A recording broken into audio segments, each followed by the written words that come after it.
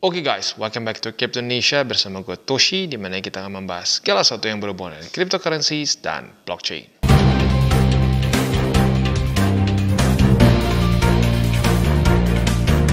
Oke, jadi pada hari ini guys, kita akan ngobrolin halving yang sudah semakin mendekat ya. Kurang lebih kalau menurut CMC sekitar 28 hari, walaupun ini nggak bisa percis 28 hari ya, ini bisa naik turun karena sebenarnya dihitungnya itu bukan dari detik, jam, atau menit, tapi dihitung dari block time. Nah, block time ini bisa fluktuasi. Karena dia bisa fluktuasi, ya ini makanya ETA kurang lebih ya, Estimated Time Arrival. Nggak bisa percis kapan. Tapi nggak pernah ekstrim jauh lah gitu ya. Kesannya di sini 28 hari tiba-tiba berubah jadi setahun, nggak mungkin ya. Kurang lebih akan dalam 28 hari lagi Bitcoin akan halving. Buat lo yang sudah nonton video gue mengenai Bitcoin halving yang baru gue upload kayaknya seminggu atau 2 minggu lalu lah ya, harusnya udah kebayang apa itu halving. Tapi nggak apa, sedikit lagi gue jabarkan tipis-tipis supaya kebayang buat yang masih newbie. Kenapa namanya halving? Halving ini mengimply untuk block reward ya. Block reward. Dimana sih block reward ini akan dibagi menjadi 2 per halving. Maka namanya halving, dibagi jadi setengah ya. Nah, tentunya secara jangka panjang, secara fundamental, itu adalah hal yang baik. Makanya setiap habis halving, ya lu lihat sendirilah, Bitcoin cenderung pump, dan pump ya. Dan buat lu yang berpikir halving udah ratusan kali, no, halving baru terjadi 3 kali, ini adalah halving keempat. Nah, jadi kalau lu ngerasa telat, nggak juga lah. Not early, tapi nggak telat lah ya. Nah, kalau ada yang nanya, tapi bang kan bottomnya duluan di bawah. Yes, seperti yang gue bilang, market paling suka ngapain? Market paling suka nge-front running. Ya, mereka pengen duluan profit sebelum halving. Makanya orang cenderung ambil posisi duluan sebelum halving. Setelah halving, nge-pump. Nah, di sini baru banyaknya orang-orang yang ketinggalan, atau bukan ketinggalan, yang ngikutin hype baru beli. Belinya udah rada telat gitu ya. Makanya gue udah bilang di DCWT, gue udah bilang di TCI, di YouTube gue ya, dari 2023 awal, lebih tepatnya dari November 2022, ayo mulai akumulasi. Karena statistically speaking, ini dekat ke bottom. Dan buat lo yang sudah ngikutin, at least lo tuh sekarang sudah dalam keadaan, anggap lalu nggak di 15.000 lah, itu kan bottom banget. Gue udah pernah bahas waktu buy limit gue salah satunya di 15.500 kalau nggak salah ya. Nah, kalau dilihat dari situ, ya kasar aja itu berarti udah profit 300 something persen di Bitcoin aja gitu ya. Nah, buat lo yang misalkan di 20 ribuan juga ya udah gede sih sebenarnya ya. Kalau lo ngambil waktu dia udah keburu sedikit naik 20 ribuan aja, sekarang itu udah profit 226%. Jadi in theory buat lo yang sudah ada di TCI atau bersama-sama TCI sejak awal dari bull market ya udah untung ratusan persen. Nah, buat yang mungkin sekarang baru ngelihat nih, aduh bang, gue gimana ya, halving katanya suka ngedam. Sebenarnya kalau dibilang ngedam, nggak juga sih ya. Di sini ada koreksi nggak? Ada koreksi setelah halving. Di sini ada koreksi nggak setelah halving? Ada koreksi setelah halving. Tapi kalau lo berpikir jangka panjang, lo berpikir setahun 2 tahun ke depan lah setelah lo beli di halving, secara keuntungan lo itu besar ya. Di sini 3.000%. Di sini halving yang kemarin yang 2022, kita kasar aja ya, nggak usah precise banget. Di sini lo profit sekitar 700%-an. Halving pertama ya otomatis paling gila ya, karena memang market cap Bitcoinnya masih kecil ya. Kalau kita lihat di sini lo kurang lebih aja ya, itu profit sampai 10.000%. Ya jangan berharap 10.000% ya. Tapi intinya apa? Sangat profitable, bahkan saat lo kesannya ketinggalan belinya di sini ya. Udah halving duluan ya. Jadi kalau gua pribadi, buat lo yang ngerasa bahwa aduh bang gua telat nih, harusnya gua kayak kemarin yang lu bahas ya, di 2022 akhir beli itu ya, mulai akumulasi. Ya nggak apa-apa. Statistically speaking, walaupun bisa ada kemungkinan koreksi dulu nih kayak di sini nih ya. Di sini sport jantung dulu nih. Lu beli berapa hari kemudian ngedam. Berapa hari kemudian yang ngedam berapa persen nih? Sebentar, ini kurang kerjasama dia. Oke. Ngedam sampai 31%. Ya tapi udahnya profit gitu loh. Lu tunggu berapa bulan? Nggak perlu nunggu sebulan 2 bulan. Bukan sebulan. Nggak perlu nunggu setahun 2 tahun. Ya cuma perlu nunggu 2-3 bulan aja langsung udah profit lagi. Gitu. Jadi secara statistically speaking, walaupun halving, gue pribadi akan tetap melakukan akumulasi.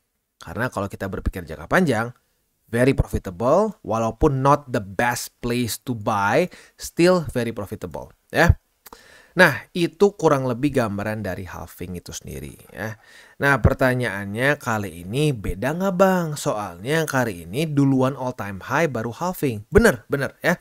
Ini pertama kalinya sepanjang masa Bitcoin all time high dulu sebelum halving. Biasanya belum, ya. Kita bisa di sini dia ngejar, mendat, baru halving, lalu all time high. Di sini juga mirip-mirip. Naik, mendat, halving, baru all time high, ya. Dan seterusnya sampai ke halving pertama. Jadi ini satu hal yang masih sangat baru. Yang pertama kali terjadi di Bitcoin sepanjang masa, ya. Nah, apakah akan koreksi dalam atau tidak? Kalau gue pribadi, ada kemungkinan ini bisa koreksi lumayan sampai ke misalkan bull support band. Itu at least ya sampai bull support band. Yang ada di harga sekarang itu angka berapa nih? 47.000 sampai 49.000. Tapi kalau gua walaupun ada chance besar ke sini, gua akan tetap melakukan akumulasi sesuai dengan DCWT. Supaya apa? Supaya kalau ternyata analisa kita yang cenderung bisa ke bawah sini tidak terjadi, lo tetap sudah punya posisi. Karena kita ini bukan dewa, kita ini bukan dukun yang tahu market mau kemana, begitu ya. Kalau udah nonton Dune gitu ya, kita tuh bukan lisan al-gaib gitu yang tahu masa depan mau kemana. Enggak, kita nggak tahu ya. Nah, maka dari itu kita terus melakukan DCA. Saat turun ya averaging down, saat naik averaging up gitu. Biar apa? Biar nggak stres. Tetapi bisa dengan strategi. Misalkan gini ya. Lu misalkan punya pandangan yang kurang lebih mirip kayak gua. Gua rasa Bitcoin overheated menurut gua ya, overheated. Dan at least kena bull support band itu masih sangat normal kena. Nah mungkin lu misalkan DCWT nih, biasa lu tuh sekali averaging misalkan $100. Nah lu punya pandangan yang sama kayak gua. Lu berpikir bahwa wah kayaknya Bitcoin bisa sampai ke bull support band nih, ke angka sub 50.000 ya. Nah lu mungkin bisa tetap melakukan DCA di DCWT tapi lebih kecil, 50 USD mungkin. Atau mungkin mau lebih kecil lagi karena lu ngerasa akan lebih dalam daripada bull support band. 25 USD. Bisa aja. Yang penting apa? Terus melakukan DCA. Karena kita bukan dukun, karena kita bukan yang punya market. Kita nggak pernah tahu apakah dia akan sesuai dengan plan kita atau tidak. Gitu ya. Oke, jadi kurang lebih seperti itu gambarannya. Sekali lagi gue ingatkan, walaupun halving ini ada suatu apalagi terutama yang kayak cycle ini ya, karena pertama kali break record dia all time high duluan sebelum halving. Ini banyak orang yang sedikit ketakutan nih, Bitcoin dropnya bisa sampai mana, apakah bisa sampai 50% dan seterusnya gitu ya. Nah ini membuat orang jadi udahlah tar aja akumulasinya. Nah menurut gue itu kesalahan, jangan seperti itu.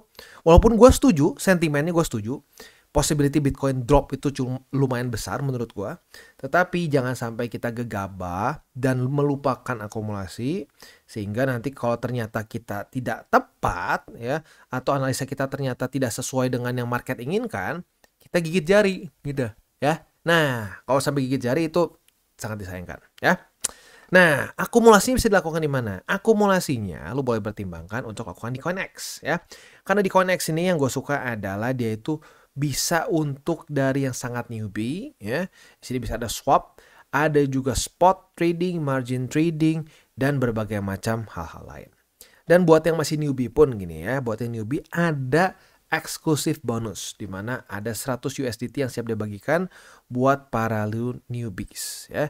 Ini berlangsung dari tanggal 20 Maret sampai tanggal 20 April. Jadi waktunya masih cukup panjang ya. Gimana caranya? Ini benar-benar caranya super simple. Di sini lu bisa claim 1 USDT cashback voucher ya dengan cuma registrasi ya. Registrasi aja dapat 1 USDT.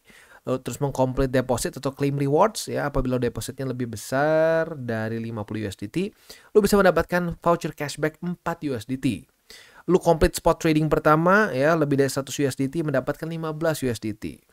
Spot trading volume lebih dari 1.500, 30 USDT dan seterusnya ya. Di sini ada buat futures juga bisa dapat 15, 35 dan seterusnya. Jadi ini literally very easy, dan buat lo yang memang pengen melakukan akumulasi ya ini cocok banget ya, cocok banget karena ya daripada lo nggak dapat apa-apa, di sini malah bisa dapat cashback 15, 30 dan seterusnya. Buat yang para trader futures juga nggak main-main di sini ya. Dengan cuma akumulasi futures trading volume sebesar atau lebih besar daripada 500 USDT saja, kita bisa mendapatkan 15 USDT, which is quite good ya. Dan juga di sini apabila trading volume kita futures ya lebih dari 25.000 USDT, kita bisa claim 35 USDT. Gitu. Jadi literally banyak manfaatnya bagi para newbies ya. Buat lo yang tertarik bisa menggunakan CoinX ya. Dan selain dari di sini juga ya, selain dari promo para newbie ini juga ada seperti biasa di sini earn ya, dimana kita bisa earn interest ya, sorry keceletot sedikit ya, earn compound interest. Dimana tadinya yang mungkin kita bingung nih, aduh USDT gua nganggur nih, gua belum beli-beli nih, gua masih cuman diam di kantong. Nah, lu bisa pertimbangkan untuk pakai CoinX supaya bisa mendapatkan APY. 7-day APY dari USDT-nya mencapai 10,97% ya. Buat lo yang pengen ya tinggal earn now aja. Ada Solana juga 0,64, Atom 0,51 dan seterusnya. Jadi daripada nganggur bisa dimasukkan ke sini ya. Buat lo yang belum punya akun di CoinX bisa pertimbangkan untuk menggunakan link referral kita di bawah ya. Oke, balik lagi ke halving. Halving memang apa ya, sebenarnya ini bisa dibilang salah satu hal yang membuat Bitcoin sangat unik ya. Karena halving ini benar-benar membuat net issuance dari Bitcoin itu nggak bisa diganggu-gugat, akan lebih scarce gitu ya. Jadi gini, para miners itu disebut sebagai natural sellers. Kenapa? Karena para miners ini ada operating cost ya, mereka harus mengoperate mining rig mereka ya, harus membayar mungkin pegawai mereka kalau cukup besar si operationnya ya. Nah otomatis miners suka nggak bisa semua Bitcoinnya dia taruh, nggak bisa semua Bitcoinnya dia pertahankan. Berbeda dibandingkan kita beli ya udah costnya cuma fee, paling internet sedikit ya sudah selesai ya. Mungkin kalau mau ditambahin lagi extra cost kalau lu beli hardware wallet gitu, misalkan lu beli OneKey, beli Tangem gitu ya adalah di situ sedikit. Sisanya udah lu nggak punya overhead cost. Tapi para miners itu punya overhead cost. Nah, maka dari itu miners itu seringkali disebut sebagai natural sellers. Mereka suka nggak suka akan harus membuang BTC sebagian ke market. Nah, pertanyaan gue satu, kalau sampai ya para natural sellers ini berkurang setengah ya, reward mereka berkurang setengah, menurut lu apa akan ngaruh ke harga atau tidak? Jawabannya adalah yes ya. Itu dia makanya kenapa halving ini selalu menjadi bensin utama untuk, atau minimal gini deh, menjadi starter untuk bull market yang sesungguhnya ya. Soalnya kalau lihat sebelum halving ada pump, tapi nggak sebesar di sini. Nah, pump besar, parabolic move yang kayak nggak make sense itu, yang wah pokoknya mind melting gains itu terjadi saat halving. Semua ya. Mungkin kali ini yang rada aneh sedikit ya. Tapi semuanya begitu ya, dimana saat sudah terjadi halving baru semuanya ngepump gila-gilaan. Nah, ya pertanyaannya itu kalau bagi lo yang masih merasa aduh bang kayaknya gue udah telat dan seterusnya, ya lo lihat statistiknya. Statistiknya 3 halving sebelumnya lo masih bisa profit ribuan persen. Kecuali di sini lah, di sini 700% seingat gue. Tapi still 700% itu masih sangat besar. Jadi lagi-lagi kalau gue pribadi ya tetap lakukan akumulasi. Kalau lu merasa bisa drop lebih dalam ya, mungkin akumulasi yang sekarang yang di DCWT bisa diperkecil. Bisa cuma setengah peluru atau mungkin seperempat peluru ya. Oke, jadi kurang lebih seperti itu gambarannya untuk halving. Sekali lagi jangan ditakutkan karena halving ini sebenarnya adalah suatu fundamental yang bagus untuk Bitcoin ya, karena net issuance akan berkurang dan selamanya akan berkurang ya. Jadi nggak bisa kayak oke, setelah halving nanti naik lagi ya kalau sampai sini, nggak ada ya. Jadi setelah udah halving ya sudah, net issuance-nya akan berkurang secara permanen. Setelah itu kurang lebih 4 tahun kemudian halving lagi, berkurang lagi. Nah, jadi itu yang harus kita tangkap di otak kita. Tapi bang, di sini kan udah ngepam gila-gilaan nih. Apakah ini purely gara-gara halving? Ya nggak juga. Kalau udah begini nih, sampai blow off top ya ini adalah leverage yang gila-gilaan, makanya udahnya jebol. Jebol ujung-ujungnya apa? Bear market. gitu. Itu satu cycle ya, satu cycle di mana di sini orang semua takut, nggak ada yang mau beli, pelan-pelan naik, nggak ada yang percaya, nggak ada yang percaya. Halving, pam, kena nos nih ya, kena nos. Orang semua FOMO, beli. Ujung-ujung sampai sini semua terlalu overconfident dan apa yang terjadi lama-lama boom bear market ya, karena likuidasi besar-besaran, leverage yang tidak karuan gitu ya. Makanya 3 golden rule jangan lupa, jangan pakai uang panas, jangan over leverage, dan berpikirlah jangka panjang. Dan buat kalian yang belum nonton DCWT atau Daily Charting with Toshi, bisa klik di sini, di mana kita akan daily chart your favorite cryptocurrencies. Dan buat lo yang belum mengerti juga mungkin mengenai chart, candles, dan hal-hal lain, bisa juga klik di sini, ada tutorials with Toshi. Dan buat lo yang pengen mendukung TCI, salah satunya bisa menggunakan link referral di bawah. Dan jangan lupa juga untuk join Telegram group, di mana kita bisa ngobrol-ngobrol santai mengenai dunia cryptocurrency secara 2 arah. So jangan lupa untuk like, subscribe, click the bell icon, and see you on the next video.